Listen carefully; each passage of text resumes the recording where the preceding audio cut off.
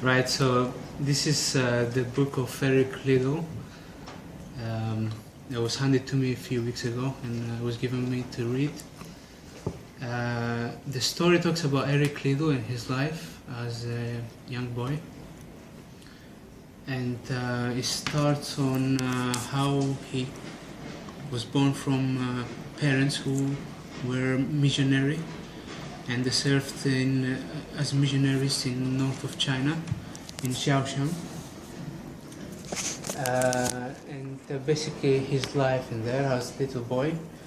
And it goes later on, and when his parents were granted a furlough, which is 1 year off from their missionary duties, how he went back to Scotland, and after the year's furlough from his parents, how the parents left him behind, him and his brother, to continue to start a new life studying, and in a school of missionaries, and how his parents moved back to Shaoxiang and left them behind to continue the mission.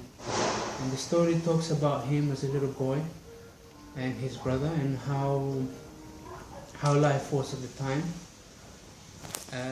How he, as a young boy, was found out that he really enjoyed sports among other studies, and later on in life how he was discovered of being good in sports and running, and later on people discovered him and they found out that he was a really fast runner, and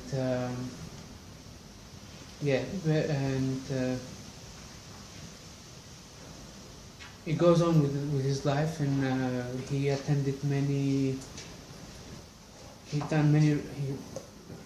he went through many races. He done 100 meter, 200 meter, 400 meter race, and he even, because he was that successful when he was found out, he went later on in the Olympics and participated in there. And he said he took part in the Olympics of 1924, and he won gold medals for 100 meter, 200 meter race, and obviously later on 400 meter races. But not only that, after 1 year he decided to retire from Olympics, and he decided to do what his parents used to do and be a missionary. So he done a few missionary work in he went to north of China, and basically describes his life there, how things were at the time, and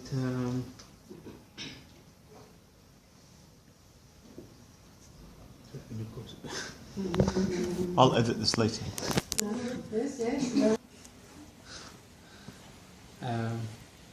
Right, so this book has a few historical information in it.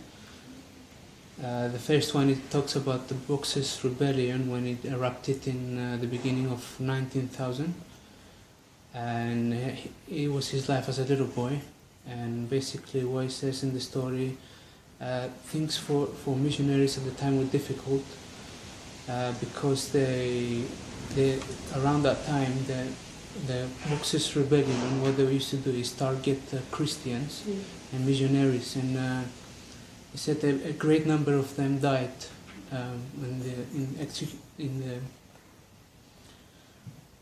also there's information later on in life about the First World War, when it started in between the Austro-Hungarian and the Germans against England, France and Germany, and I think China took a part of it as well on the war, and it was that time when he was a little child.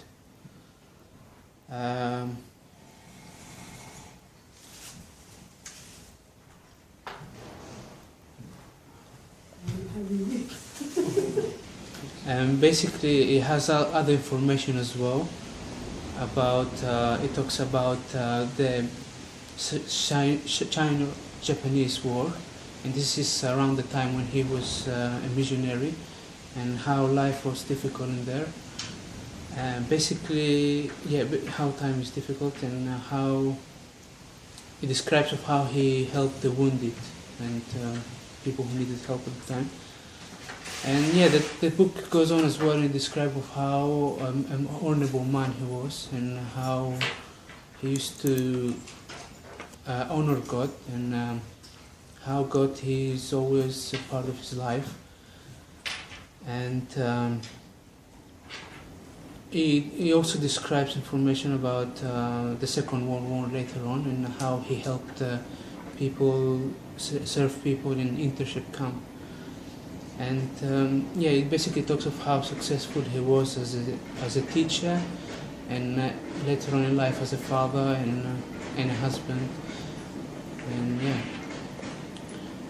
yeah, about his personality now, and it's said to be that he was really shy, and when he was a little boy, he was at school, and they used to give him a name of the mouse because he was really quiet.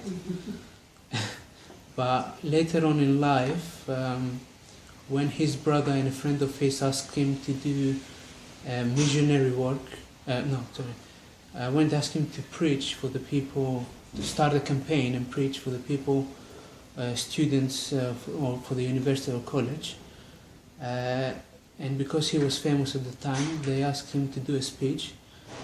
And even though he didn't want to do it, but he discovered that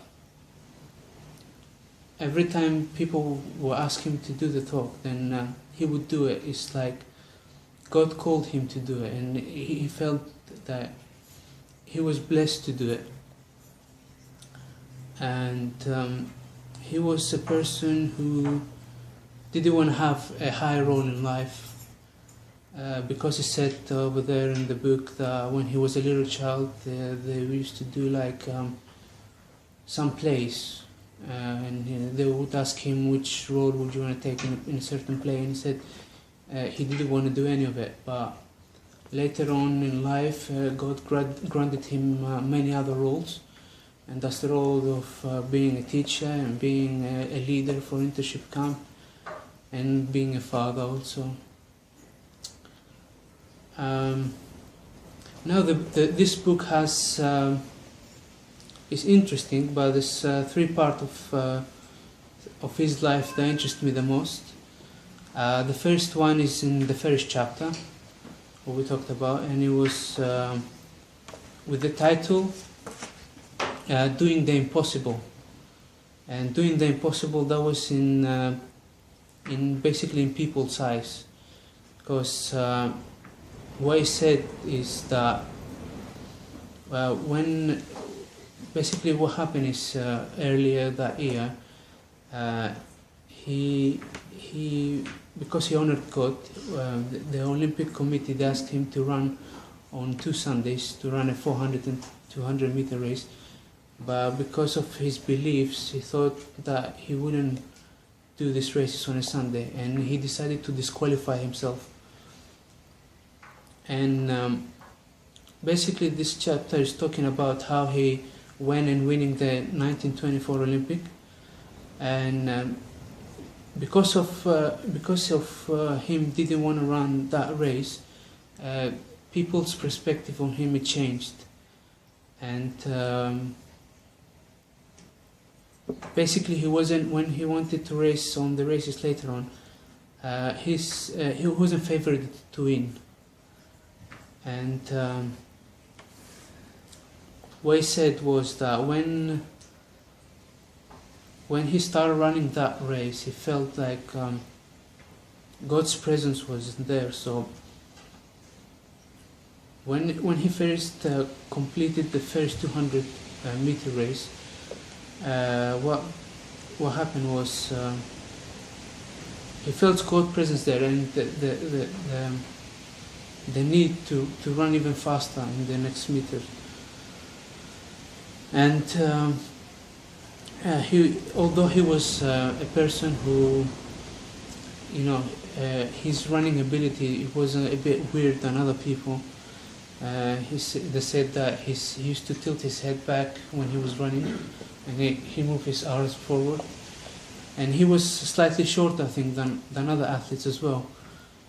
But yeah, he gave it everything in that race. And when he completed the first 200 meters, and the people they didn't believe that he would win the race. They believed that he would fade, and but he didn't. And even though that one of the favorite athletes came close to him and wanted to pass him, but what happened is he gave it all his power, and he went and ran that race successfully, and he won it. And he said that he won it. He was 5 meters ahead of. Wow. Yes. He was 5 meters ahead of him, and he broke the Ferris record as well.